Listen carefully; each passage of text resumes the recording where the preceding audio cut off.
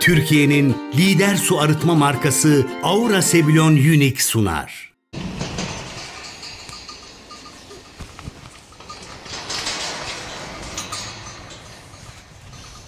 Bakalım ne yapıyorlar. Tam evde yokuz diyecektim. Bir sesi duydun artık yokuz da diyemem. Hoş geldin. Hoş bulduk. Bir hafifçe böyle ses bağırdım ama hani Ahmet abi diye bağırdım hani bir yoklayayım diye. Ne yap? Dinleniyor muydun? Yok otur. Yani istirahat mı ediyordun? Ya otur bir hele. Tamam benim yerim orası. Ben oraya oturacağım. Uzun yollar yürüdüm, hayal gibi bir rüya. Her şey geride kaldı, huzur aldı yerini. Gün batarken dalgalar yavaşça vurur sahile. Sonsuz bir sessizlik, sanki zaman durmuş gibi. Emekli, hayatı güzel. Dertliler uzaklarda. Ey hayat, yavaş akıyor. Dinlenmek en güzel şey. Rüzgar da oradan böyle esiyor. Bunun altında yok. Şuradaydı. Şuraya sıkıştırmış. Tamam. Ondan sonra bir daha baktım. Ama baktığımda 322 lirayı görmüştüm. Bir daha baktığımda göremedim. Uçmuş. Acaba ödendi mi? Evet, merhabalar. Yine Ahmet abinin yanındayız. Tanıyanlar olmuştur hemen zaten kamerada görünce. Niye burada olduğumuzu, niye 3. defa videolarını çektiğimi size anlatacağım. Bazen bazı insanların hikayelerini, gelişimlerini görmek istiyorsunuz, merak ediyorsunuz. Bu çok normal bir şey. Ben de gelen talebe göre hareket ediyorum. Yani içerik sıkıntısından dolayı falan değil yani. Duruma göre ben bir dijital kitap sahibi olmak istediğim için bu insanların hikayelerini birbirlerine bağlayarak devam ettiriyorum. Dolayısıyla sizin düşünceleriniz çok önemli. Bu videolardaki amacımız doğada yaşamayı seçen insanların orada. Tamam, oraya kaçmış ya. Hikayelerini çekmek, doğada doğayla beraber uyum gösteren, hayvanı, doğayı, insanı, eşyayı seven insanların yaşaması gerektiğine inandığım için bu videoları çekiyorum. Başka hiçbir amacımız yok. 2 tane videomuz var bu aileyle ilgili. 3. videoyla sizlerle beraberiz. Ahmet abi ne yapmış, nasıl gidiyor, sağlığı nasıl, kanserdi, ondan sonra geçti mi, hepsini konuşacağız. Denizden gelmiş gibisin veya denize gidecek gibisin. Yok, hiçbir şey yok. İkisi de yok. Tesadüf denk geldin sen böyle. Güzel. Ne yapıyorsun abi burada şu anda şu dağlara karşı? Vallahi burada işte böyle emekliliğin son günleri mi desem, hayatın son günleri mi desem ama hiç de son yapmaya niyetim yok. Ben daha bir 30 sene daha yaşamaya Gençsin niyetim abi, var. 45 anca var yani. Hangi yaşı soruyorsun? Normal fiziksel yaşın 45 anca var sen. Bir de hissettiğim yaşı söyle. Kaç o? 25. Özür dilerim o zaman. Ben Ya biraz tabii daha ki fazla söyledim. beni yaşlı gösteriyorsun. Ayıp oluyor yani. Abi şu çok gerekli. İstersen bunda başlayalım. Ha, Niye gerekli? Bazen bu tarz yerlerde yaşayan insanların işleri olabiliyor, şehir değiştirebiliyor falan. Eşleri de dolayısıyla çarşıya, pazara çıkmakta zorlanabiliyorlar. açayım mı? Evet, iyi olur abi. Ama yüz görümlü istiyor bu. Hadi canım. Ya öyle. Abi. Öyle yok o iş. Tamam, şuradan geçer misin abi? Ben kartımı Bir dakika taşıyorum. bekle. Hadi Açayım. buyur. Var post cihazı var üstünde. mı? Tabii ki canım. Ya siz dağları görüyorsun da burasını dağ başı mı Vallahi zannediyorsun? Yapma eyvah, gözünü seveyim. gitti Ya. abi, ne kadar çekeceğim bari onu söyle ya. He? Ne kadar çekeceğim bari onu söyle. Ya ağanın eli tutulmaz. Hadi buyur işte. Kart bende. Kartı vermeseydin açık çek gibi bir şey oldu bu şimdi. Temassız da var bir de, hadi bakalım. Oho. Ama bunun limiti çok fazla değil ya. 1 milyonu geçmiyor. Bak. Post cihazı. Tıt tıt. Bak. Tamam. Bak. Hop Bak. geçti. Hadi Gördün bakalım. Ne geçti artık Allah bilir, bakacağız onu göreceğiz ekstrede. Kilometre ne yazdıysa. Taksimetre gibi bu. Evet abi, arabanın dışında bir tane ufak böyle bir motor araç olması lazım. Bunun önemini böyle kısa bir şekilde bana anlatabilir misin? İnsanlara da güzel bir şey olsun yani. Abi ben de bunun daha önce çok eski bir modeli vardı. Ondan sonra tamir masrafı uğru bunu yeniledik. Bunun yenileyeli ne kadar oldu? Bir 4-5 ay oldu. Bununla her yere gidiyoruz. Yani Köyceğiz'de bile araba kullanmak yerine bunu kullanıyoruz. Mazot masrafımızı yarıya düşürdü. Ekonomide yapmak gerekiyor değil mi? Bir de açık havada bununla gitmek başka. Onun zevki bir bambaşka. Etrafı seyrede. Bir de ben sık sık şehir dışına gittiğim için eşim çarşıya, pazara rahat gitsin diye o amaçla daha çok işe yarıyor. Bu çok önemli arkadaşlar. Basit bir konu gibi gördüğünüz küçük küçük detaylar bütünü oluşturuyor. O yüzden çok önemli. Evet, Gülşen abla da burada. Şimdi Gülşen ablaya geleceğiz. Hemen böyle pat diye girmiş olmayalım. Merhaba. Mikrofon da yok çünkü. Hoş bulduk.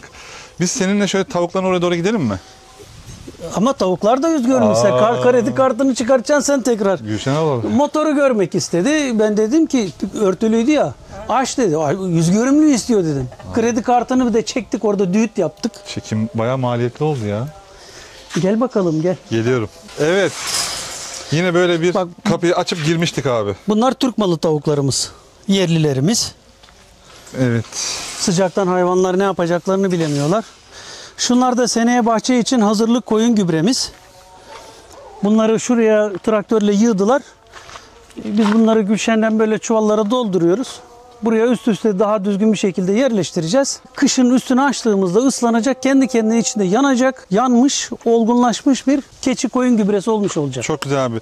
Abi tavuğun içinden bir tavuk daha çıkmış abi. Üstü gitmiş yani. Yani işte abi bu- şehirde de böyle değil mi? Güçlü olan zayıfı ezmiyor mu yani? Aynen öyle. Bu pozisyonlar, bu Aynen. title'lar, bu ünvanlar. Anlamam hiç bu işleri ya. Hiç anlam veremem, sevmem. Evet. Valla bir zaman tanıdığım bir oldukça büyük bürokratlardan bir tanesi, ona biri demiş ki ya demiş ben demiş yükseldikçe aşağıdakileri demiş sinek gibi görüyorum. Çok kızmıştım ama dedi. Şimdi ben de dedi kendim yükseliyorum. Vallahi ben de yükseldikçe aşağıdakileri ben de sinek gibi görüyorum diye. Demek ki insanoğlunun yapısında, yaratılışında var bu. Hepsinde değil abi. Hepsinde değil. Çok Ama- temiz, çok güzel insanlar var. Çok da kirlenmiş insanlar var. Var. Narların zamanında geldi abi. Narların bir Eylül, 15-20 günü var. Denedik, bir tane kırdık. Daha İçi beyaz yeşil abi. çıktı. İstiyorsan kırayım. Yok, bak sen de belli, bak. belli. Aha, var da.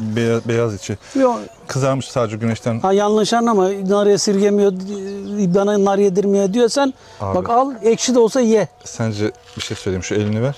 Elini tutarak konuş. Sence o kadar eve girip çıkmış, yani o kadar göğsü açık insanla görüşmüş birisi sence çekinir mi abi? Yani hiç ben öyle bir şey olabilir mi benim sence öyle bir şeyim abi? Evet. Şimdi eski videolardan farklı olarak bunları böyle ayırmışsın abi. Çok fazla burada emek harcamışsın gibi duruyor. Burayı böyle ayırmışsın. Tavukların sayısını çoğalttın mı abi? Sayısı daha çoktu. Tavuk ticareti yaptım bir dönem. Türkiye'nin her yerine tavuk gönderdim. Benden sonra. Tabii canım, yumurta Hayda. gönderdim. Biz seninle görüşmeyeli epey bir oldu. Geçen markette görüştük seninle. Ondan önce ne kadar Ondan sürede önce görüştük? bayağı oldu ama. Geç bakalım Şimdi bak. burada ne var? Ayırdın Şimdi mı? burada ayem cemani denilen simsiyah, hayvanların kanı hariç her şeyi siyah olan bir ırk var.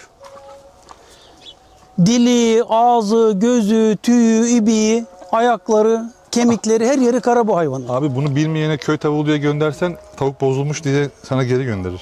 Tabii ki canım, zaten burada bir komşuya öyle bir sattım. İlla dediler, yalnız dedim bak eti kara olur, olsun dediler ama sonradan dediler ki bir daha kara verme bize. Kemiğine kadar siyah oluyormuş değil mi abi? Aynen öyle. Peki abi sen şu anda emekli birisi olarak, Köyceğiz'de yaşayan birisi olarak sen tavuktan para kazanmaya başladın diyebilir miyiz? Ya sırf Yapıyor musun? Keyif olarak da yapıyorsun. ya Evet. şartlar beni bu duruma getirdi ama ben para kazanacağım diyen insanı kazanır, kazanan da çok zaten. O kadar tavuk yok. Sen tavukla uğraşmıyordun abi. Hiç uğraşmıyordum. Azıcık birkaç tane vardı. Ne oldu? Nasıl bir şey oldu? Ne böyle? olduğunu göstereyim, bak gel şimdi. Buyurun. Ne olduğu şu baş belalarım şunlardan oldu. Hangisi? Onların şey neydi abi ya? Bunlar baret diyorlar. Ben diş tedavisine gidiyordum Köyceğiz'de. Yolumun üstünde bir bahçenin önünde bunları hep görüyordum. Evet. Yumurtasından biz de edinelim. Güzel görünüyor ya hayvanlar, iri de. Seni bu işe başlatan suçlular. Bunlar orada, işte. Orada oturuyor. Geçen sene bunlardan 50'şer tane vardı. Ben emekli polisim ya. O da çalışan polismiş. Bak polisi buldu. Tavuk ticaretine başladı. İndirimli verdi bana yumurtaları. Kuluçka tavuklarım vardı. Onların altına bir sürü yumurta verdi bana. Ama zor oluyor ya, bir yere gezmeye gidemiyorsun. Emekliyim ben, biraz da gezmem lazım değil mi? Hakkım değil mi? Tabii ki öyle. Ama zaten sen bunu bilen ve tecrübeli bir göçerdin. Şu köy tavukları gurk olanın altına koyduğum yumurtayı çıktı, sürü gibi oldu. Sonuç olarak hem tavuk yumurtası satıyorsun. Köyde seni biliyorlar mı peki? Tabii, Burada artık Sadece köye değil. Yumurtacı Ahmet diye. Tabii canım, Türkiye'nin her yerine yumurta gönderiyorum. Türkiye'nin her yerine nasıl gönderiyorsun? Onu damızlık olarak gönderiyorum. Tamam. Ama bu komşulara yerli tavukları, bir de bunun sezonu var. Mesela yaz aylarında olmuyor. Yaz aylarında yine komşulara satıyorum. Komşulara yetiyor zaten. Damızlık da veriyorsun, Tabii, normal tabii. yumurta da veriyorsun. Damızlığı kaç paradan veriyorsun? Şu deminki Cemalileri Ortaca'dan geliyordu, alıyordu benden. Çanakkale'den dedi 80 liraya aldım dedi. Hiç çıkmadı dedi. Daha önce benden almıştı. Ben 35 liraya verdim ona. Abi hepsi çıktı diyor. Normal yumurtayı kaç paradan veriyorsun? Normal yumurtayı 5 liradan veriyorum. 5 liradan. Tamam, ideal. Bunları da dedim ya, Cemalileri 35, baretleri 30'dan veriyorum. Bunlar işi biliyor bak abi, burada durdukları yer çok güzel. Abi bunlar Türk malı ya. Yalnız tavuk milletinin bir huyu var. Değil mi? Çok huyu var. Ortalığı ayağa kaldırıyorlar. Ha, Ne yaparken abi? yumurtlarken. Ben onu şeye benzetiyorum. Şimdi mesela yarış atları var ya, çok pahalı. Evet. Milyonluk tay doğuruyor, gıkı çıkmıyor, kimse duymuyor. Ama bu 5 liralık yumurta yapıyor, anasını satayım. Komşular bile duyuyor yani. Evet abi. Evet, tavuk bölümü böyle. Bahçenize karışık diyorlar mı? Valla bahçemiz biraz karışık. Böyle yeşil güzel ama karman çorman. Her şey bir yerden çıkmış. Tohum dökülüyor, tekrar çıkıyor. Söküyorum. Öbek öbek atıyorum ama onlar çıkmaya devam ediyorlar. Karadeniz'de desem Karadeniz'de değilsiniz. Karadeniz'de Değilim. hiç boş bırakmaz ya. Ya burnum Karadenizli gibi ama değilim. Gelen misafirler ne dedin abla? Burnum Karadenizli gibi ama değilim. O zaman ben de aynıyım. Değil mi? Bana da diyorlar Karadenizli diye. Osmanlı Osmanlı torunuyuz burnu. ya, Osmanlı Değil mi? torunuyuz. Tabii. Ben zaten onun bu burnunun eğriliğine cazip oldum, kapıldım. Öyle aşık oldum. Tabii. Ondan sonra da bir daha peşini bırakmadım. Çok güzel. İyi ki bırakmamışsın. Bugün Evet. biz pazara gittik de biraz tabii terledik. Ha. Peki dışarıyla içerinin terliği ayrı mı böyle? Ayrı. Ah şu kadınlar var ya. Bunun kavgasını ettik. Gerçek mi? Terliği şuraya çıkarttım. Hep buraya geliyorsun. Ya dedim, şuralar tertemiz, bak pırıl pırıl, bak dedim, bir şey yok. Bugün öyle olmuş diye, tesadüftür o diyor. Aynen. Biz erkekler niye böyle Pasaklısınız. pasaklıyız? Böyle modlarımız Dağınıksınız. detay yok ya. On off, açık kapalı, ama kadınlara baktığınızda başka bir zariflikle yaratılmış. Biraz kendimizi gömelim. Gömelim. Allah bütün canlıların dişilerini hep çok zarif yaratmış. Biraz sonra seni dinlendirelim biraz. Senin hastalığınla ilgili sana sorular soracağım. Çünkü ilk 2 videonun altında çok soru vardı bununla ilgili. Seni dinlendirmeye alalım. Sen kredi kartının limitini arttır da öyle gel. Peki. Bir bahçeye girelim bakalım biz Gülşen ablayla. Gülşen abla, bir şey soracağım. Efendim? Canının istediği, keyfinin kahyasının izin verdiği şekilde mi mesela bahçedeki işlerini yapıyorsun? Ya öyle mesela ne oluyor. yapıyorsun? Yani dün değil, ondan önceki gün güzelce ot yoldum falan. Ondan sonra şuraya soğan dikmem gerekiyor. Şuraya. Bak Ahmet burayı hazırladı. Şurayı. Bakalım. Ha. Onu tırmıklamam gerekiyor. Tamam. Ondan sonra gübre de attı o. Ama bir türlü elim değmedi. Her gün ev dağılıyor. Bilmiyorum, bahçeli evin problemi midir? Sil, süpür. Yine aynı. Yine aynı. Öyle bir baktı ki var. Ben de şimdi mesela aynı durum otlarda da var değil mi? Otları yolsan da Otları Her yoluyorum, gün tavukları atıyorum burayı. Yine çıkıyor bu ayrıklar. mesela şuraları yapmışsın, şuralar duruyor gibi. Doğru mu görüyorum? Oraları ellemedim, evet. Buradaki otları yoldum. Şu verbenelerden biraz diktim. Gülşen abla, burada sizin yaş tecrübenize göre şu felsefeyi çıkarmaya çalışıyorum. Yani böyle çok koştur koştur aciliyet kavramı içinde böyle bir şeyi yapmak mıdır mesele? Yoksa Hayır canım, böyle yani keyfinin artık- kahyası Tabii İzin yani ne veriyorsa. 60 yaşımızı ikimiz de geçtik. Yani biraz keyfimizin kahyası olmamız gerekir. Yani bir yere yetişecek halimiz yok. değil mi? Evet. Canımız istiyorsa yapıyoruz, canımız istemiyorsa yapmıyoruz. Evet, bahçe burası. Sadece bahçede biberle şey kaldı. Yer elmalarında yoluyoruz ama inatla çıkmaya devam ediyorlar. Bunlar kendini bırakmışlar abla sıcaktan ya. Sıcaktan. Doğal olarak. Evet. Burası yer elması doluydu geçen sene. Eşimize, dostumuza dağıttık ama pek millet bilmiyor. Memnun olmadılar, anlayacağım. Biz de dedik ki bu sene sökelim, Tamam. azaltalım. Birkaç kök kaldı. Şurada fasulyelerim var. Bakayım nerede? Bak burada. Heh, şurada O herhalde. fasulyelerden de Haziran'da 3 kez bir yemek yaptık. Böyleler. Yani sıcaktan olmuyor maalesef. Yeter. Abla burada bir nokta var. 5-10 lira bir pazara eksik vermek değil mesele yani. Değil mi? Değil, Hani değil. pazarımı ben bahçemden görüyorum değil. Tabii ki olsa daha iyi olur ama Değil mi? Onu dalından kopartmak mesela. O süreç değil mi? Yetişiyor mu? Tabii. Her gün gelip bakmak. Bakmak, işte bakımını yapmak. Şurada patates ekti Ahmet. Dedi ki 2 çuval patatesimiz olacak hanım dedi. Evet.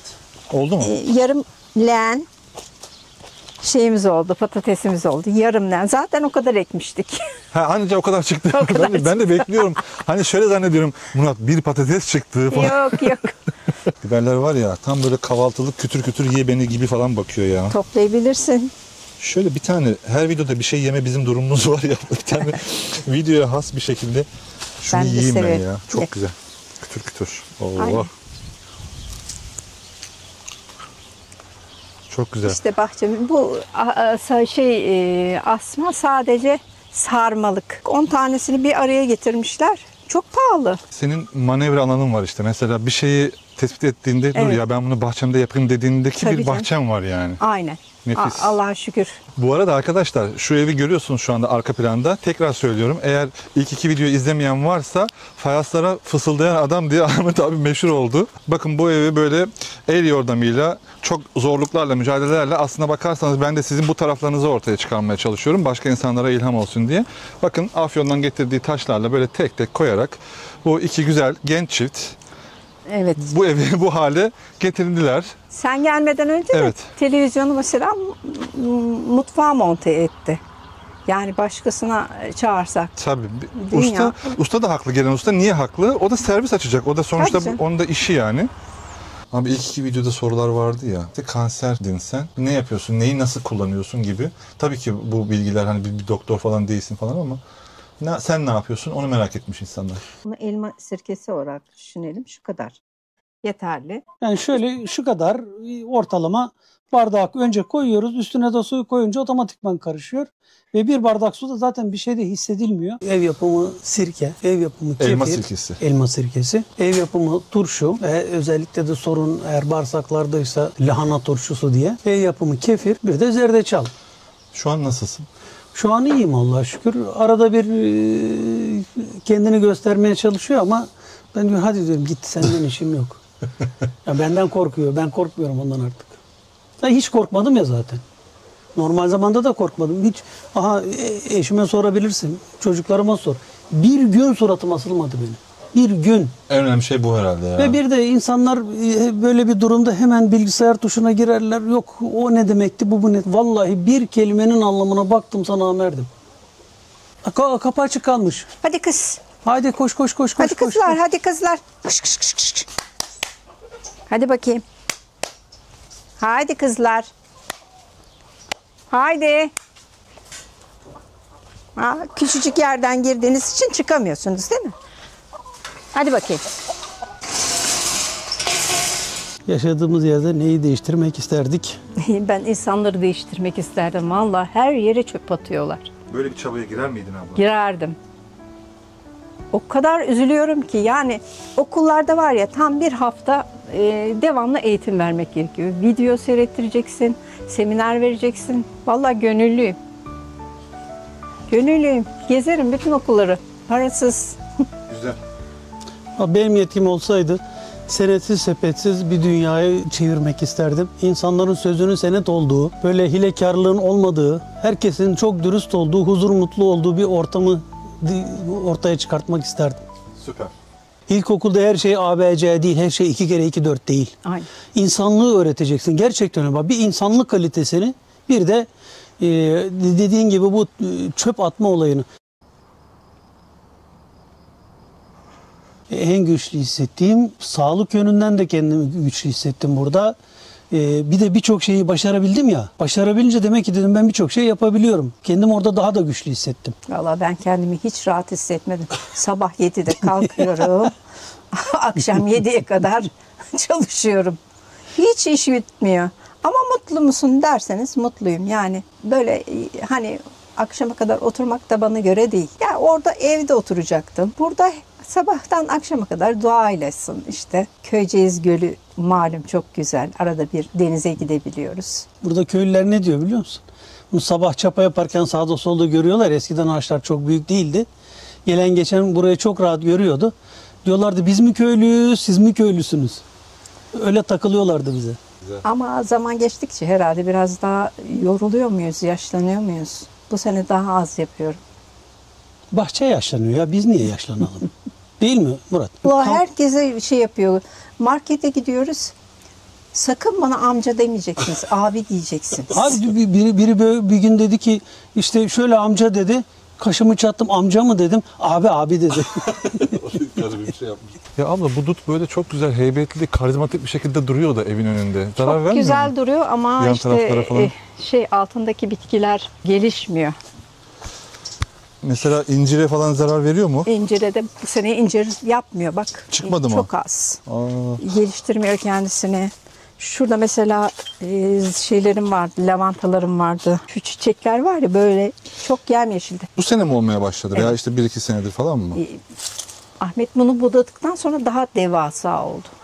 Çok güzel ama değil mi? Çadır Çok gibi. güzel duruyor. Şimdi ben şuraya açıkçası aşık oldum. Hani burada işte Çok güzeldi işte. artık kahve köşesi, kahvaltı köşesi, yemek köşesi, dinlenme. Öyleydi. Hep kahvaltımızı burada yapıyorduk ama duttan dolayı mı oldu bilmiyorum. Bacaklarımıza bir şey sokuyor hemen. Yani Buraya sinekten- gelemiyoruz. Ha. Evet. Ama şu Bu sene çok oldu güzel ama. ya. Peki sen bir kadın olarak Köyceğiz'de yaşayan, burada kendini yalnız hissediyor musun? Mutlu hissediyor musun? Şöyle, tavuklar senin bütün gününü almasaydı nelerle uğraşırdın? Gördüğüm kadarıyla tavuklarla sen ilgileniyorsun değil mi? Ben ilgileniyorum. Akşam Ahmet'e bırakıyorum. Daha sosyal olmak isterdim. Ankara'dayken halk eğitim merkezine gidiyordum. Tel kırma kursuna gidiyordum. Resme gidiyordum. Burada da öyle bir şeyler yapmak istiyorum bu sene. Bugün ne yaptık biliyor musun? Kayınvalidem her defasında gidiyoruz. Boynunda bileziğin işte kolyen yok, bileziğin yok. Ne biçim gelinsin? Ya, dedim ki şu kadını mutlu edelim Ahmet. Bir tanecik bari bilezik alalım bugün gidelim. Onu aldık geldik. Sırf kayınvalidemi Öyle mi? mutlu etmek için bak. Vay çok güzel. Yoksa ne yapayım bileziği bu saatten güzel. sonra. Abla senden ricam Ahmet abinin yanına geçebilir misin? Sana zahmet. Uzak oturur o bana. Neden? Ne bileyim uzak oturuyor işte baksana. Bıkmış mıyız birbirimizden Yok yoksa? la bir soku bir nikahta yanıma oturdu. 33 sene sonra şimdi bir daha yanıma oturuyor. Senin sayende Allah razı olsun Murat. Yani akşam kal da yemek ikram edelim sana bari. Tamam peki. Ha doğru yanlış anlamı olabilir de herkes yaşadığını biliyor. Biz yeni evliyken hem düğün borcumuz vardı hem ev borcumuz vardı. Maaşımız bir türlü yetmiyordu. Hatta ben sigara içiyordum o dönemde sigarayı bıraktım. Gene yetmiyor. Çok cüzi bir miktar kalıyor ay sonuna. Biz bu sefer bir çözüm ürettik ikimiz de.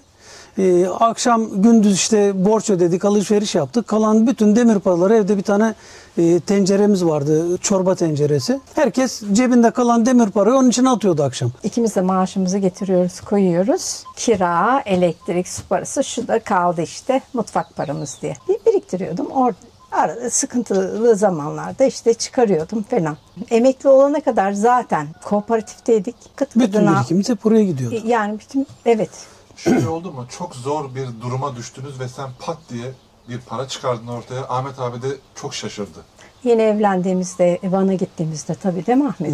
Kaç kez oldu öyle. Evet. O para biriken parayla düğün yaptık, evlendik ama içimize de ukde oldu işin açıkçası. Yeni evliyiz daha çıkıyorduk böyle Ankara'da bir tepeye nerede bir inşaat var. Onun gidiyorduk sahibini buluyorduk inşaatın müteahhitini. Hani böyle işte bodrum katım bir oda bir salon kendi evimiz olsun hani güzel bir şey diye ama hiç olmadı. Sonradan işte bir arkadaş tesadüf bir müteahhitle tanışmış ona yönlendirdi. Gelsin demiş ben yardımcı olacağım. Yeni evliydik kolunda boyunda ne varsa hepsini neyiniz var dedi adam dedik işte bilezikler var zincir var ıvır var zıvır var. Kaç para tabii bilmiyoruz gidin dedi kuyumcuya sorun. Sorduk geldik atıyorum şu kadar. İyi dedi peşinat sayalım taksit ne kadar vereceksiniz o benim gözüme bakıyor ben yok ki. Taksit verecek para yok. Zaten düğün borcumuza gidiyor para. Aylık dedi 10 lira da mı ödeyemezsiniz? Dedik öderiz. Bari dedi her borcunuz bittiğinde dedi rakamı arttırın o şekilde.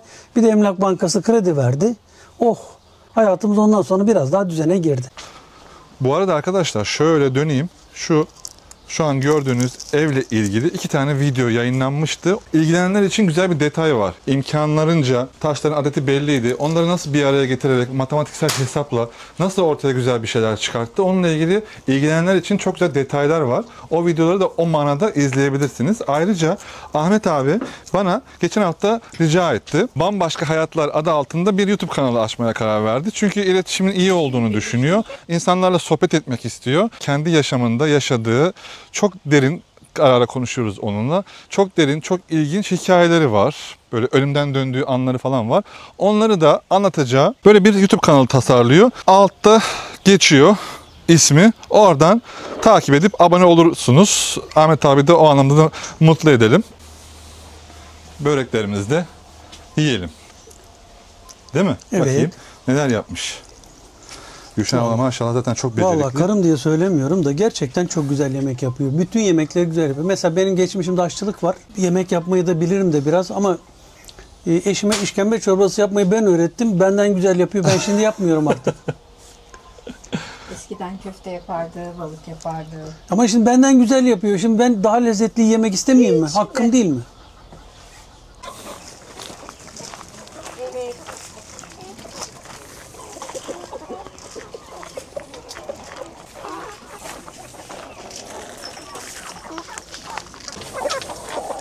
Sen niye geldin buraya bakayım?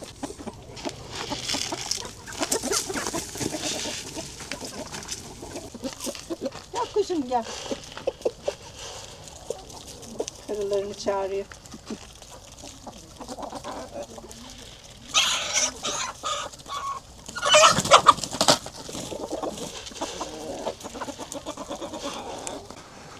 Gülşen abla bahçede yemek yapıyor musun? Ya Murat, tüp çok pahalı. 750'ye çıkmış. Arada yapıyorum. Ondan sonra büyük şeyleri işte nar ekşisi, domates sosu. Bak biber aldık yarın. Kapyalar burada. Közleyeceğiz. Bir de Ha. bakır kazanı aldık. Çok güzel. Şeyden Çankırı'ndan getirdik. Benim memleketten. Evet. Yani burada bir şey yaptığın zaman araya yemeği de sıkıştırabilirsin Tabii belki, değil mi? Sıkıştırıyorum. Hiç boş Güzel. bırakmıyorum. Yarın közde biber yaparken mesela fasulye yemeğimi de yanına koyacağım. Pişecek. Ekonomi devir. Aynen. Ne uygunsa işte ne stoklamamız gerekiyorsa stokluyoruz. Kış da geliyor zaten. Kış da geliyor. Yukarıda biberimiz var. Biber kurutuyorum. Çok Pul güzel. biber yapacağım. Kendi kullanacağım kadar. Çok pahalıya mal oluyor hazır. 400 lira olmuş pul biberi. Kilosu mu? Tabii. Vallahi ben Böyle, bilmiyorum ya. 25 liraya aldık. Bir sürü çıktı. Yani bize yetecek kadar çıkar. Bazısı uğraşmaya değmez diyor da hem temiz yapıyorsun. Biberleri yıkıyorum güzelce. Ondan sonra seriyorum. Orada duruyor işte. Orada duruyor.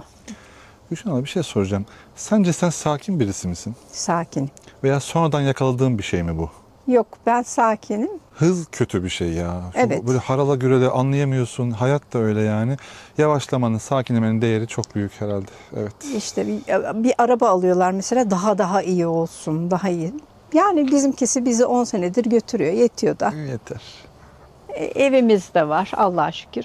Hani Ahmet diyor ki 3 oda olsaydı sen böyle küçük yaptın. Ben toprak heba olmasın dedim. Mütevazi yaşayalım, toprağa yazık olmasın diye böyle küçük tuttum. Ne olacak, bize yazın misafir geliyor. Aynen Onu da öyle. idare edip gidiyoruz. Bazen imkansızlıklar icatlar çıkartır ortaya. Yani onun gibi bir şey, ona yakın bir şey oldu. Şimdi burada da evin önüne şöyle bir şey yaptığı için belki ilham alabilecek kişilere bir şeyler gösterebilir miyiz? Onun derdinde olarak öyle soruyorum, yöneltiyorum. Abi buraya da bir şeyler yapmışsın. Belki söyleyeceğin ince bir şeyler vardır. Şuradası sadece yoğurdu. Burada söylenecek bir şey yok. Zemin çok pis bozuktu. Bir sıraya bir torba yapıştırıcı kullandım. Öyle pis bozuktu ki şapattır dediler, daha masraflı olacak. Kendimce bir çözüm ürettim.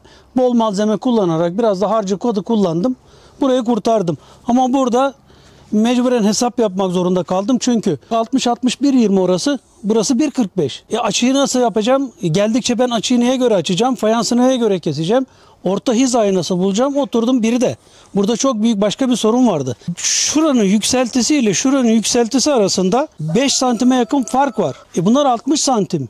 30 santimlik fayans olsa bükmek kolay.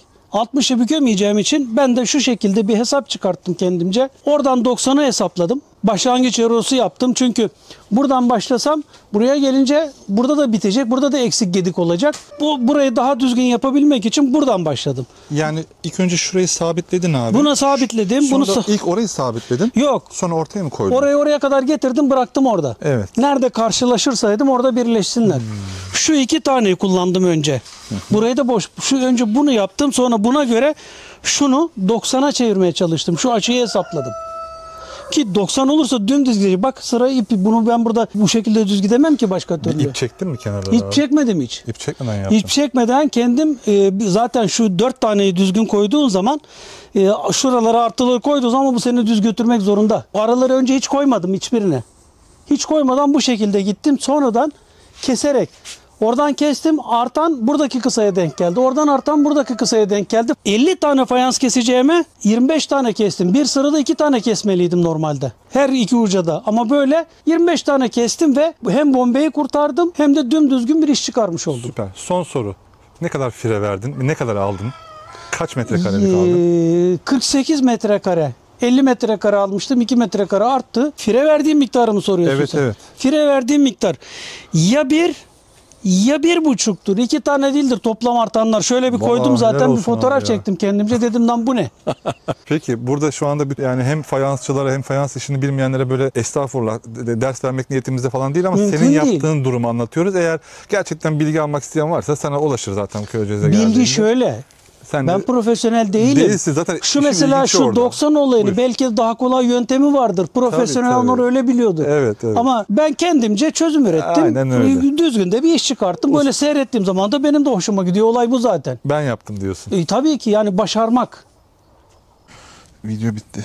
Kapanışı yapalım bakalım. Yani bu yaşamlarına konuk olduğum insanların hikayelerinden öğrendiğim şeyler neler derseniz belki birkaç tanesi ama bu sadelik ve yavaşlık var ya, üzerinde çok duruyorum. Bunun değeri, kendi kendine yetebiliyorlar. Yardımlaşmanın o hazzını biliyorlar, yapıyorlar, içinde bulunuyorlar. Topluluk ve takım çalışmasının içinde bulunuyorlar. Dikkat edin, 2 kişiyseler bile bu takım havası hep var yani. Zor koşullara direnç gösteriyorlar çünkü mecburlar, yapmak zorundalar yani. O yüzden kıymetli oluyor bu yaşamlar yani. Kendinize iyi bakın. Sizlerden çok az söylüyorum, çok seyrek söylüyorum ama ricam var.